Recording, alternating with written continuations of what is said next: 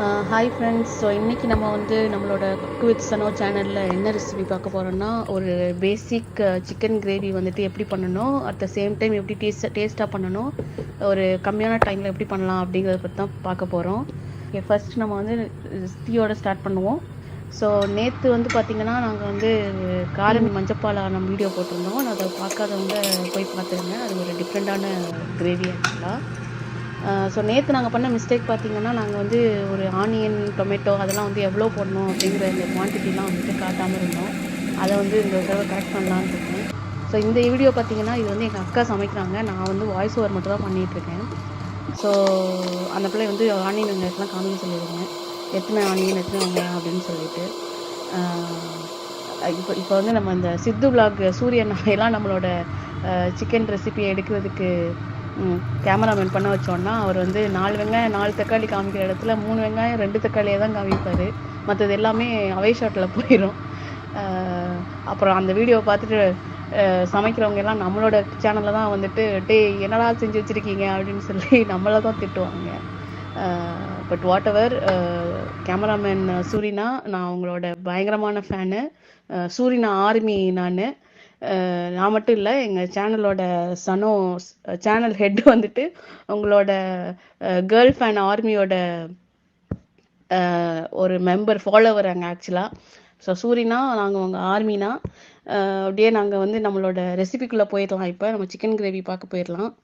So இந்த chicken gravy பார்த்தீங்கன்னா நல்லா யம்மியாக, பார்க்கவே ஸ்டார்டிங்லேயே உங்களுக்கு காமிச்ச மாதிரி நல்லா கலர்ஃபுல்லாக வந்துருக்குது.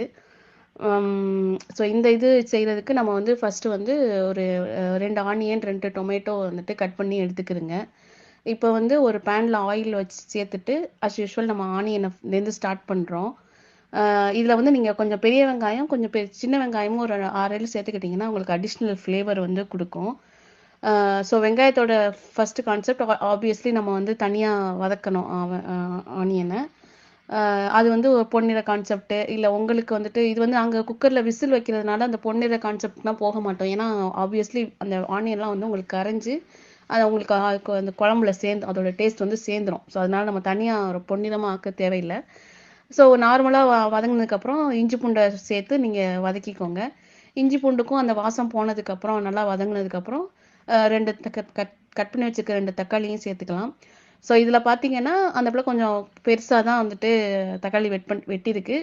சேம் ரீசன் தான், நம்ம குக்கரில் போடும்போது, குக்கரில் விசில் வைக்கும்போது உங்களுக்கு எல்லாமே கரைஞ்சிரும். வெறும் அந்த ஃபைனலாக கிரேவி மட்டும்தான் இருக்கும். அதனால நீங்கள் மீடியம் பீஸில் நீங்கள் டொமேட்டோவும் கட் பண்ணிக்கலாம். ஸோ இது எதுக்கு சொல்கிறேன் அகைனாக ஸ்ட்ரெஸ் பண்ணினா, நீங்கள் வந்து ரொம்ப கட்டிங்க்குன்னு நிறைய டைம் ஸ்பெண்ட் பண்ண தேவையில்லை. நீங்கள் நார்மலாக உங்களுக்கு எப்படி கட் பண்ண தெரியுமோ, கட் பண்ண தெரியாதவங்க கூட நீங்கள் உங்களோட இஷ்டத்துக்கு கட் பண்ணிக்கோங்க. அண்ட் ஒன்ஸ் எல்லாம் வதங்கி முடிச்சதுக்கப்புறம் சிக்கன் நீங்கள் எவ்வளோ சிக்கன் வாங்கியிருக்கீங்களோ அதை நீட்டாக க்ளீன் பண்ணி சேர்த்துக்கோங்க. வாஷ் வந்து ரொம்ப முக்கியம். இல்லைனா வந்துட்டு உங்களுக்கு அந்த சமையலில் வந்துட்டு அந்த ஸ்மெல் வந்து பயங்கரமாக தெரியும். அப்படி அந்த ஸ்மெல் வந்துச்சுன்னா நமக்கு வந்து சாப்பிட முடியாது. ஸோ கொஞ்சம் அதுக்கு டைம் ஸ்பெண்ட் பண்ணி நல்லா சிக்கன் வாஷ் மட்டும் நல்லா பண்ணிடுங்க. ஸோ சிக்கனையும் வந்துட்டு ஒன்ஸ் அந்த நம்ம வதக்கி வச்சுருக்கிற அந்த கலவையோட இன்னும் கொஞ்சம் பரட்டிக்கிட்டிங்கன்னா உங்கள் சிக்கனுக்குள்ளே அந்த டேஸ்ட் போய் சேரும். ஸோ ஒன்ஸ் அதெல்லாம் சேர்ந்ததுக்கப்புறம் நம்ம யூஸ்வலாக வந்து சிக்கன் மசாலா போடுவாங்க. பட் நாங்கள் வந்து மட்டன் மசாலா போடுவோம். நீங்கள் சிக்கன் மசாலா நிறைய ட்ரை பண்ணியிருப்பீங்க. ஆனால் இதையும் ட்ரை பண்ணி பாருங்கள். இது உண்மையிலே வேறு லெவல் டேஸ்ட்டாக இருக்கும். சிக்கன் மசாலா விட இது நல்லா இருக்கும். அதே மாதிரி ஸ்டார்டிங்லேயே பார்த்துருந்தீங்கன்னா நாங்கள் அந்த கறி குழம்புக்குன்னு போட வேண்டிய அந்த பட்டை கிராம்பு அதெல்லாம் போட்டிருக்க மாட்டோம். ஏன்னா அந்த மட்டன் மசாலையிலேயே அது அந்த அந்த டேஸ்ட்டு ஸ்மெல் எல்லாமே இதில் இருக்கும். ஸோ மட்டன் மசாலா நான் சொல்கிறேன், கண்டிப்பாக ஒரே தடவை ட்ரை பண்ணி பாருங்கள். ஒரு 3 ஸ்பூன் சேருங்க உங்களோட சிக்கன் குவான்டிட்டியை பொறுத்து. மட்டன் மசாலா கூட நீங்கள் வந்து கொஞ்சம் சில்லி மசாலாவும் மஞ்சத்தூளும் சேர்த்துக்கோங்க. அது 2 தான் அடிஷ்னல் ஐட்டம்ஸு. அதை சேர்த்து முடிச்சுட்டு இப்போ தண்ணி சேர்க்கணும். நம்ம குக்கரில் வைக்கிறதுனால ஒரு டம்ளர், ஒரு 3/4 டம்ளர் தண்ணி மட்டும் சேருங்க. ஏன்னா சிக்கனும் வந்து உங்களுக்கு நல்ல திக்கான கிரேவியாக வேணும் அப்படின்னா கம்மியாக தான் நீங்கள் தண்ணி சேர்க்கணும். இல்லை எனக்கு தண்ணியாக தான் சிக்கன் வேணும்னு நினச்சிங்கன்னா கூட கொஞ்சம் தண்ணி சேர்த்துக்கோங்க. பட் குக்கரில் வைக்கிறதுக்கு வந்துட்டு நாங்கள் வந்து கம்மியான தண்ணி தான் சேர்த்துக்கோம். இது ஃபைனலாக நல்ல நீட்டான கொஞ்சம் கிரேவியாக உங்களுக்கு காமிக்கும். ஸோ 3/4 டம்ளர் தண்ணி சேர்த்துட்டு விசிலை வந்து கத்த விடுங்க. ஒரு 2 விசில் கத்த விட்டதுக்கப்புறம் சிக்கன் குக்கரை ஓப்பன் பண்ணிங்கன்னா அந்த மாதிரி யம்மியாக சிக்கன் ரெடியாக இருக்கும். இதில் வந்து மல்லித்தூளை மேலே அப்பளம் சேர்த்து சர்வ் பண்ணுங்க. ஸோ ஃபைனல் குக்கிங் வந்து ரெடி.